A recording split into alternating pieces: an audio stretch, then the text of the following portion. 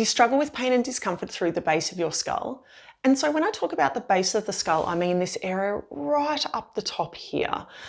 It can often present as headaches and migraines or just general tension and discomfort through this area. Now, pain and discomfort in this area you may not experience whilst you're sitting at your desk. You might notice it on the weekends. You might notice when you're going to bed at night.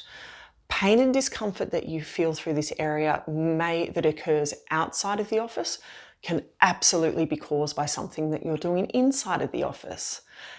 At ERGO Collective, we believe that most people's body complaints come from their poor, static postures.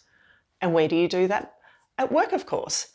It's really important to consider the postural, the ergonomic, and the behavioural things that you do every single workday that can be contributing to pain and discomfort through the base of your skull. Let's have a little bit more of a chat about the anatomy of the area and then go through some of those contributing elements to see if we can identify the cause of that discomfort for you. Okay, let's talk about the base of the skull and its anatomy, and how its positioning is really important to understand relative to how you're sitting over the course of the day. There are a couple of things where you run into trouble with base of skull complaints. Headaches and migraines are the two biggest ones. If you find that you start to get a headache at 3 o'clock in the afternoon, you should listen to the rest of this video. The other one is when you have just that discomfort and tightness through the back of the skull, which can sometimes still cause headaches. The skull and your brain are very, very heavy, and it's really important that your head sits squarely over your neck, which then goes through your shoulders and down into your pelvis. So you should be able to draw a plumb line from your ears to your shoulders through into your pelvis. And if you can maintain that spinal alignment, you can almost guarantee that that head is sitting nice and squarely over your shoulders. And this is a terrific, stable position to be in. At the base of your skull, you've got some really important structures. There's heaps of nerves that come out through the base of your skull. You've also got your sub-occipital muscles that position themselves right at the base of the skull. So the two different sort of complaints that you're subjected to are what you can do is you can compress the base of the skull, and to compress the base of the skull, generally it means that we're dropping into our head like this. There should be some nice open space through that area. There should be heaps of room, and as soon as you drop into your chin, what happens is your skull will physically compress that area, and this can lead to headaches and migraines every day of the week.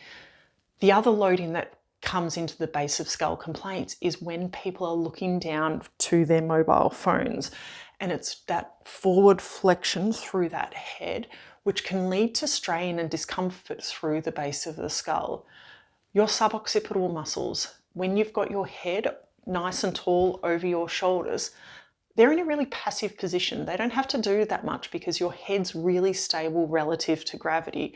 But as soon as you drop your head forward like this, the musculature through the base of your skull will engage, because what's happened is your center of gravity has come forward, and those muscles will engage because they're trying to bring the head back over your neck. So if you do suffer from base of skull complaints such as headaches or migraines, or just generally have that level of tension right in through this area here, the first thing that you need to consider is sitting nice and tall. You need to think about elongating your head and pushing the vertex of your head up to the sky, because if you can keep that area nice and open and with heaps of space, everything is operating really efficiently and it's in a great position. The first ergonomic consideration in terms of base of skull complaints is monitor height, and primarily when your monitor is too low. It's really important when you sit at your desk that you are maintaining that good spinal alignment. However, when we look at a screen, our eyes and our vision will be the primary focus of our body, and our torso and body will adapt to follow that line. If we're looking down at a monitor, what will happen is your neck and your torso will follow that downward position. As we've just discussed, as soon as we start to look down at things, it puts huge amount of strain through the base of your skull. And as a result, it's really important that your monitor height is high enough so that you're looking in the top third of your monitor. You don't have to buy anything fancy for this. Use cookbooks, use reams of paper, but fundamentally it's really important that your monitor is at eye level to maintain that good head position relative to your torso. In a similar vein to having your monitor too low is laptop use.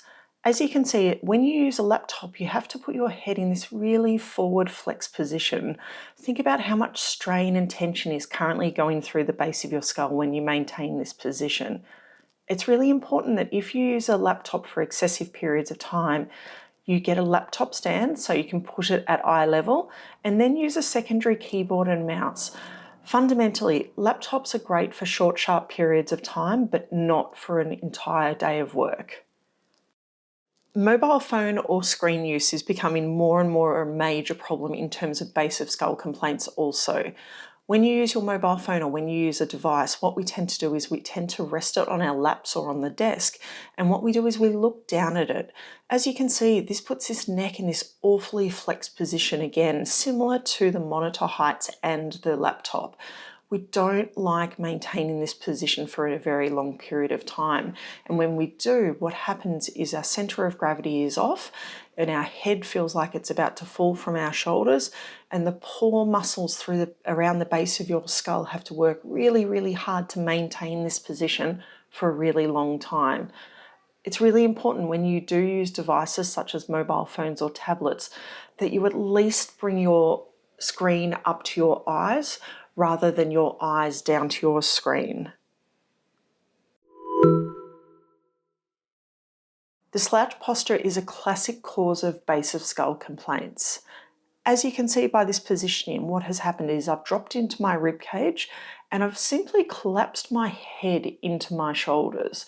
In doing so, you put a huge amount of compressive force through the base of your skull. Earlier we talked about when we drop into our chin or we collapse into our neck, we compress the base of our skull and it can cause headaches and migraines. This is really easy to do in this slouch position. It's really important that when you do sit, you sit with your chest up and you sit tall. We need to elongate that neck to reduce the compressive force going through that area. Anterior head carriage is another really common posture that people adopt that causes base of skull complaints. Have a look what happens to my poor neck when I adopt this posture. Look how far forward my head is from my shoulders. It's miles away. And then if you think about the base of the skull and the anatomy that we discussed earlier, think about how much compressive force that you're putting through the base of the skull and through those bones. There is no gap in this position at the base of your skull, which will lead to headaches and migraines every single day of the week. It's really important that your head sits squarely over your shoulders. Your neck is not designed to maintain this position for any extended periods of time. Another posture that comes into consideration with base of skull complaints is when we drop into our chin when we're sitting at our desk. It kind of ties in with the slouch posture a little bit, but sometimes you cannot have such a pronounced slouch posture, but you can still significantly drop into your chin. Have a look what happens when you're in this position. Your head goes into this extreme external rotation, and as a result, your skull is physically compressing those upper vertebrae of yours. It's really important when you are sitting at your desk that you lengthen your neck and push your head up to the ceiling to keep a nice open gap through the base of your skull. Squinting is a behaviour that tends to cause base of skull complaints. When you squint, it's generally a reflection of you can't see the contents on your screen clearly, and what you're doing is you're straining your eyes and your neck to be able to see things clearer. If this is the case, I would encourage you to A, wear your glasses that you have been prescribed. It's amazing how many people don't do this. Or B, book in for an optometrist appointment and make sure that your vision is still as strong as it used to be. As you can see, how you sit at your desk over the course of a work week is really important in maintaining really good musculoskeletal health. Fundamentally, in your body, every joint, ligament, muscle, tendon, bone, it's all got a really specific role, and if you use it how it's designed to be used, generally it'll look after you. What we're hoping is there was something in this video that jumped out at you. whether it was a behavioural quirk, whether it was a poor posture, whether it was an ergonomic issue. What we're hoping is one of those things jumped out at you, and if that aligns to your body complaint, there's every chance by addressing this and fixing this, your body complaint will settle down. If that wasn't the case and you're still a little bit unsure, what I would suggest is to continually just check yourself over the course of the day. What is my head doing? Where is my elbow? What are my feet doing? If you can continually check in with your body over the course of the day, you'll actually realize that you have a lot of consistency in terms of your postures and behaviors. And if you can identify those quirks and change them, generally you'll find that your body is in a much better position. If you would like a little bit of one-on-one attention, what I would suggest is booking for a clinical assessment with one of our staff. That way we can go through all fractions of your life to try and ascertain the cause of your complaint. Sometimes it's a little bit complicated and sometimes it's not easy and straightforward. And this is where a formal clinical assessment with one of our staff is probably the best idea for you. At the end of the day, how you sit at your desk affects your body both inside of the office, but actually more importantly, what it does outside of the office. At ERGO Collective, we're your partners in office health.